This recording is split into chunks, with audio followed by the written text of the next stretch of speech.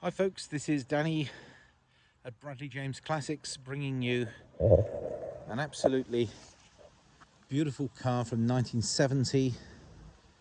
Today we have a fantastic example of quite a rare car these days, and that is a Triumph GT6 MK2. Now I'm going to have a look around the car with you. We've just had this one in today. It's a car which I've made it very clear to the owner that should he ever decide to sell it, please call me first. And the honourable chappie did call me first, and there was only ever going to be one answer. It was a car that I've admired for a number of years, and it's really only his circumstances changing from needing a physically larger car that he's decided to sell it. I honestly thought he never would, but I'm very lucky to have bought this one, and I'm very happy to share with you just how lovely this GT6 MK2 from 1970 is. We'll talk a little bit about the GT6, and then we'll get up and close and have a good look around this one together. Now I can tell you that this particular model is pretty standard. It does have a couple of little extras which I'll run through, and those of you in the know will know, and you'll be able to spot a few little things. Like, for example, we've got some headlamp grills which very much were a period accessory, and I think it suits the car quite well for that sporty look. We've got a few extra mirrors here. We've got some period bullet shaped mirrors fitted where perhaps you may have had wing mirrors, and we've also got door mirrors. So I've got 4 external mirrors and a rear view mirror. There's no excuse not to see what's going on behind you on this particular car. It's lovely that it's got factory overdrive. Now, factory overdrive gives you a split gear in both third and fourth. It suits distance driving because you are able to split those gears, and it's quite a desirable option to have in these Triumphs, and this one has had one since the beginning, and that's fully working. And I did mention to you that it did have a few extras, and one of those extras is an indicator light, because Triumph never gave you an indicator light to remind you when you was in overdrive, so the previous owner has actually added one. And while we're on minor mods, we have electronic ignition, the addition of an oil pressure gauge, which you only ever used to get an oil pressure light with the GT6s. You've got a gauge with this one. It's got the oil filter conversion, meaning rather than the rather tricky one, it's got an adaptation which allows you to just spin on a cartridge, and that's quite a common upgrade on these Triumphs. A battery isolator switch, which is fitted under the dashboard on the passenger side, that just helps keep the battery charged. There's a USB socket, again not easy to see, but it is tucked away in the passenger side. That's for charging up your phones and perhaps your sat navs, that sort of thing. And a nice little addition, actually. It's a bit all or nothing with the windscreen wipers of cars in this era. So the previous owner did fit a little intermittent wiper modification, which gives you obviously intermittent wipers when you're doing a journey. A little wristwatch type clock has just got a double-sided sticky pad on it, which we'll have a look at when we look at the beautiful dashboard. And we've got a nice chunky steering wheel, which isn't quite as large as the standard one, but I think it suits the car really well, and we'll have a little look at that as well. It's got a period, well, I say period, probably more of an 80s than the 70s radio cassette. I think 1970, I think the 8 tracks were still being used, and it's got a pair of speakers which give you quite a nice little stereo, and that's all by Pioneer. And some rather handsome extensions on the exhaust coming So a little bit about the cars themselves. Now, the Triumph GT6 was available in 3 different models. It initially came out in 1966, and we had the Mark 1 that lasted to about 1968, and it was actually only really during 69 and 70 you could get your hands on a Mark 2, so they only really made them in those 2 years, and they're rare. You then had the Mark 3, which is quite different to look at if you know your GT6s. I mean, the most obvious difference of course comes at the back end. The German company Carman got involved with Triumph with their styling, and the GT6 Mark III had the very flat back, as did the Spitfire Mark IV, as did the Mark II version of the lovely Triumph 2000, as did the Stag. So this retains, I think, the original intention of having that wonderful rear end. And let's get close and show you how nice that looks. As I say, it's a rare sight. Signal red. I think it was 2 reds that they painted Triumph in, and I think the signal red was really the lovely one. It's a little shady where we are, and it's a little bit cloudy, and I'm under some trees. So when the sun shines, I can assure you, this car does really glisten. Now the car itself is showing 115,000 miles, and having checked back through some MOTs, the car actually had 86,000 miles on it back in 2004. So in 18 years, the car's done 29,000 miles, so that averages about 1,600 miles a year. Now, for a chunk of that time, this car was off the road being fully restored, not by the previous owner, but by the gentleman who had it before him. The gentleman who restored it only for 12 years, and for about 4 of those years, the car was being restored. You can't rush these things. Now, he was a talented engineer who did an excellent job, and I'm delighted to say, down in this box, I've got a great photographic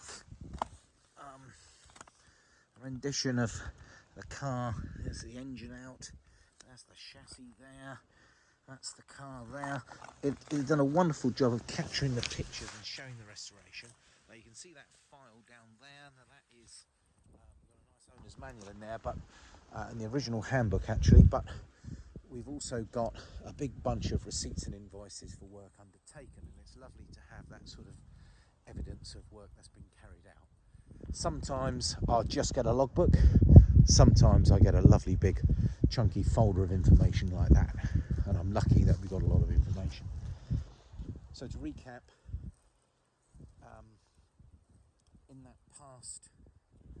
in those past 18 years, the car's done 29,000 miles, so that corresponds with 115,000 miles that's displayed today.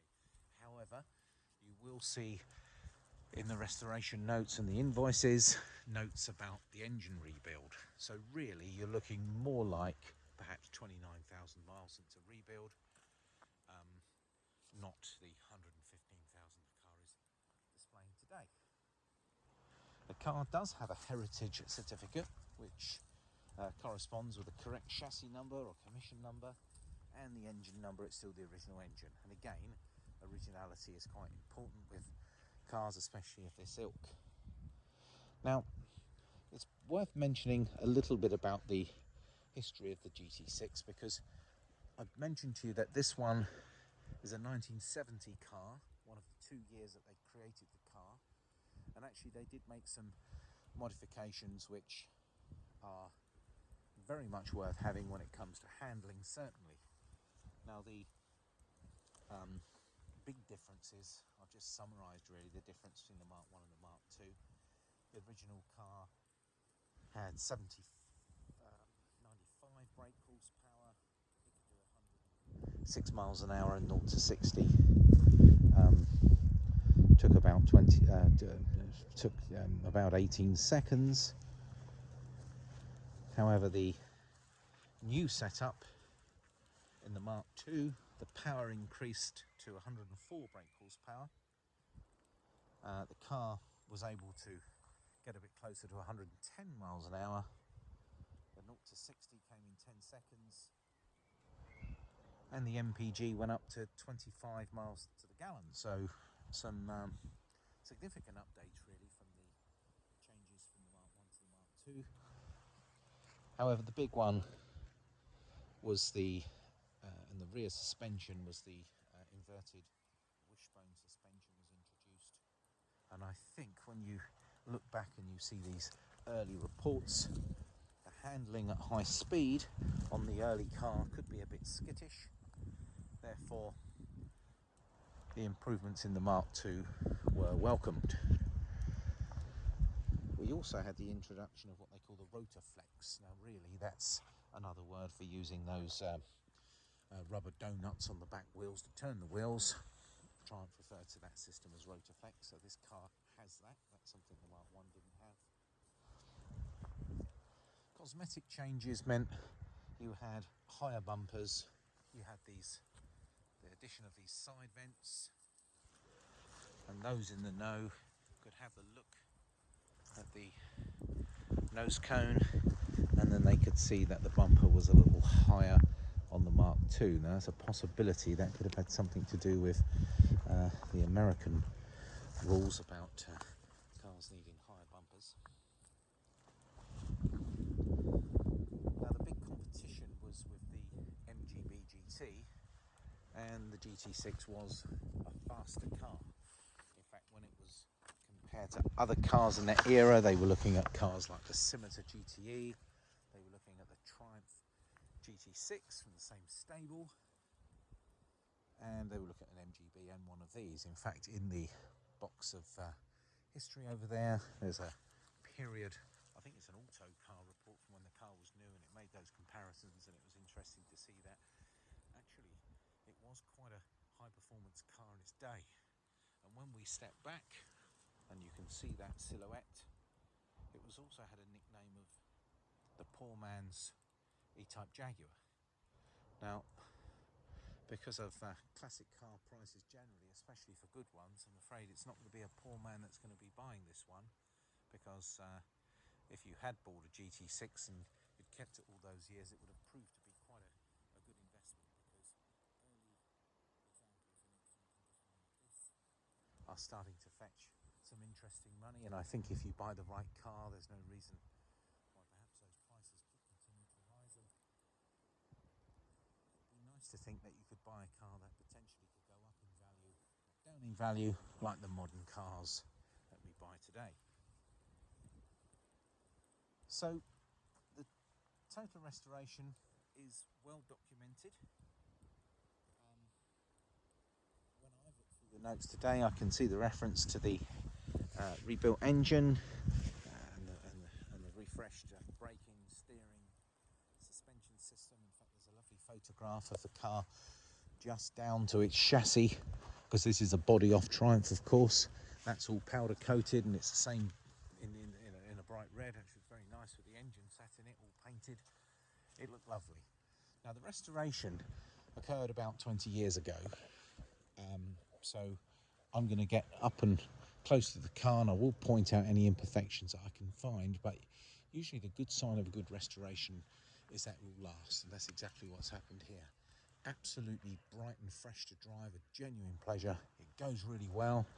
It's a small car, so a 2-litre 6-cylinder engine of a bit over 100 brake horsepower is quite sprightly, and it certainly gets on down the road very well. It sounds great through those twin exhausts coming out the back, and it certainly looks like a proper sports car. I apologise if the light is casting a few odd shadows, but it's a lovely spring evening here in Hampshire, and I was keen to make a video of this car as soon as possible and tell you as much information as I can cram into a 15-minute, 20-minute walk around video to help any prospective buyers. The drive I've had today has been absolutely wonderful.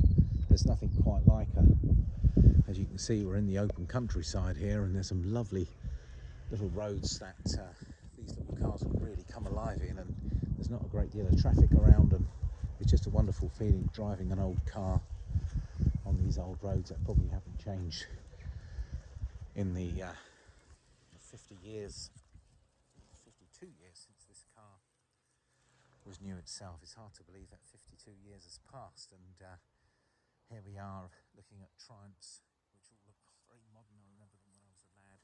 Suddenly they're half a century old.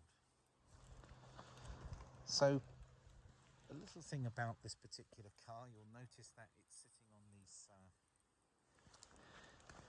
wheels with the Ross style wheel trims on them, which was a feature of this car.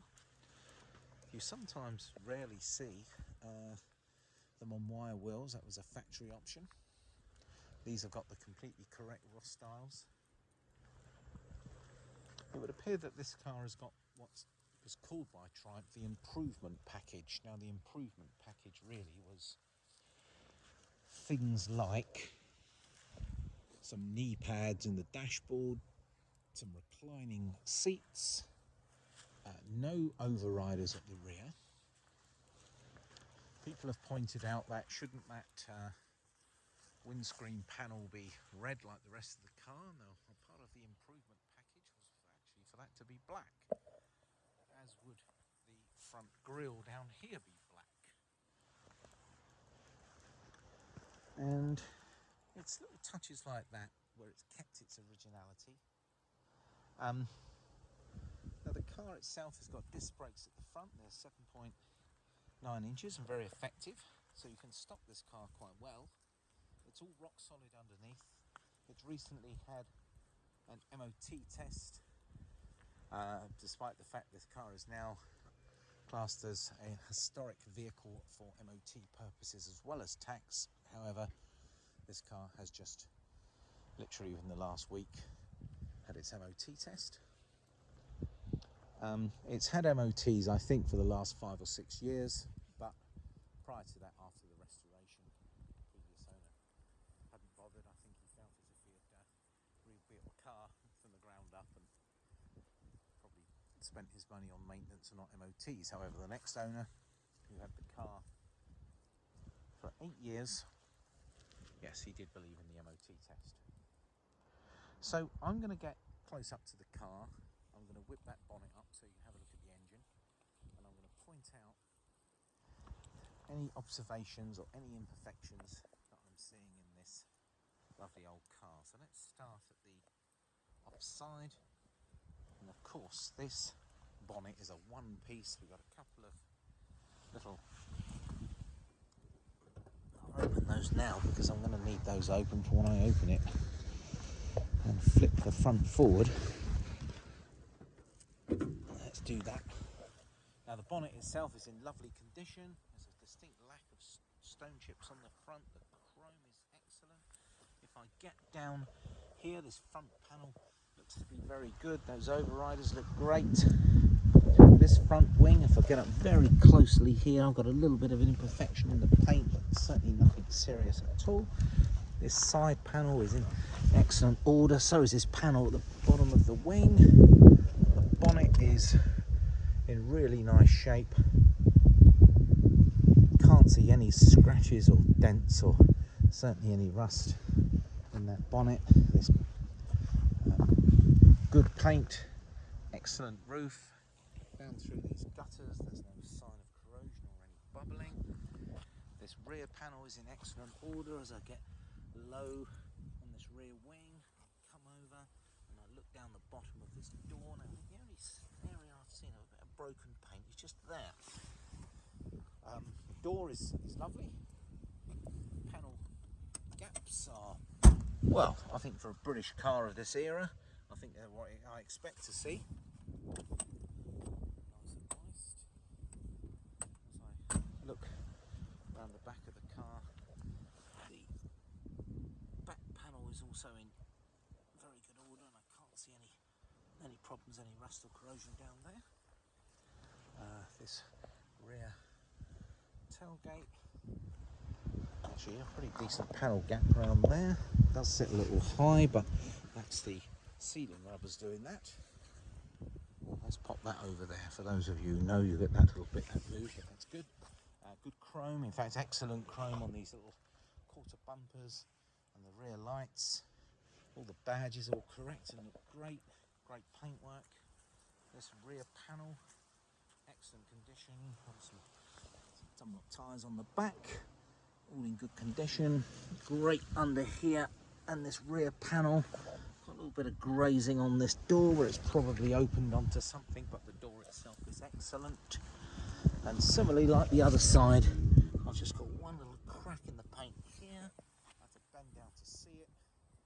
And I've got a little bit of an imperfection of paint here, but I'm really sort of bending over to notice it. And if I get close in here, it's a similar thing just on the front.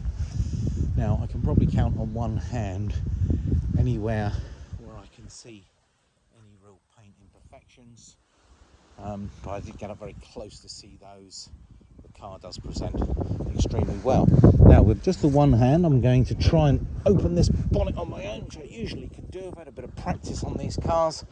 That's the bonnet stay, and that's all nicely painted. Often you can see these are completely smothered in undersill, not so with this car. You can still see where that chassis is painted red and it disappears under here. That's that bulkhead. Nice large battery. That's the information and commission number on the side panel. There's that beautiful straight six engine all painted black. Down here is the oil filter conversion. It's still running its standard fuel pump. It has got an alternator. And there's those twin Strongberg carburetors, all correct. Let's have a walk around to the other side. Just keen for this bonnet not to drop, but I have got the stay on. A nice chrome air filter here. Now, no servo on these cars, or not as standard. People were retrofitting them. They were often fitting them around here somewhere. I've been driving the car. I can assure you it drives very nicely and it doesn't feel under braked, and you can see that red paintwork. Excellent tyres. Got a fuel filter in here, and this is all very honest here. Now, the car was actually built to use and drive, even though the previous owner has enjoyed many trips to car shows. It's not a car which has been prepared for concourse use. It's been prepared to drive, and it has been driven. In fact, it's done since 2004. It's done 30,000 miles. It was around that time where it had an engine rebuild. Now, let's shut those back down again. And I think what I should do is finish off by showing you inside. Now, walk around videos don't usually last this long, but as you can see, I'm pretty passionate about GT6s, and I love this one. And it's lovely that so much originality's there with those door cards, and the seats are in good order. That's both of those. We've only got really a bit of a squat really in the back. There's that carpeted area. We've got inertia real seat belts in red. There's those speakers I mentioned to you either side. The headlining is excellent. There's its proper lamp. It's all a bit compact down here, so I'm down on my knees showing you this car. What do I do for my customers, eh? Lovely that it's got all these original seats in. The carpets are all excellent. I've got the wooden steering wheel like I mentioned to you. And here's that superb dashboard. Under here there's the addition of the oil pressure gauge, which isn't a bad thing to have in a car. What I mentioned to you, there was a little watch. This is a switch for intermittent wipers, and there's a little telltale light to tell you that you've got your overdrive on. But other than that, this should all look quite standard to you. And I mentioned a Pioneer radio cassette, which is down there. Now, underneath this area, we've got a USB port tucked away out of sight, and we've also got an auto-elect switch to turn the electrics off. And there's the original headlining, all in very good order. So we're showing, let's see, I think we're showing 15,000 on the speedo there, so that's 115,000 if you take into account previous mileage. And have a working area at the back that you can just manually pull up for your radio. We've discussed the box file. It's lovely that the car does have this information, and well, there we are. That's That's an engine. That's a picture of the chassis being worked on. So that's a body being lifted back on, and that's the finished car. And there are plenty of other pictures in there too. They've all been printed out. So just to finish up, a 1970 registered Triumph GT6 Mark II in beautiful condition, lovely and original. A car which is a total pleasure to drive, rock solid underneath. Our garage has 4 ramps, so we're forever doing thorough pre-delivery inspections on all the cars that leave us. We are actually a classic car garage as well, where people from miles around bring their cars in for maintenance and repairs. We can deliver this lovely car anywhere in the UK at a very reasonable price. We offer a part exchange service, and this absolutely wonderful Triumph GT6 could be yours. By all means, get in touch. Please ask any questions for any information I haven't covered. I've tried to be very thorough in my video, but there's always going to be some questions, and I'm here to help. We're open in our North Hampshire base in Overton. We have a railway station close by, and this car is in the condition where I would suggest you just hop in it and drive anywhere you need, because this car is up for that journey. Well folks, it's a bit of a long one today, but I've enjoyed bringing you this wonderful Triumph GT6. At the time of me making this film, she is available for sale, and I do have a habit of saying I wish I kept this, I wish I kept that. Now this is one of those cars that would easily fit into my little car collection, but I've got a little sports car and I have to be faithful to her. So thank you very much for watching my video. That's Bradley James Classics, signing out.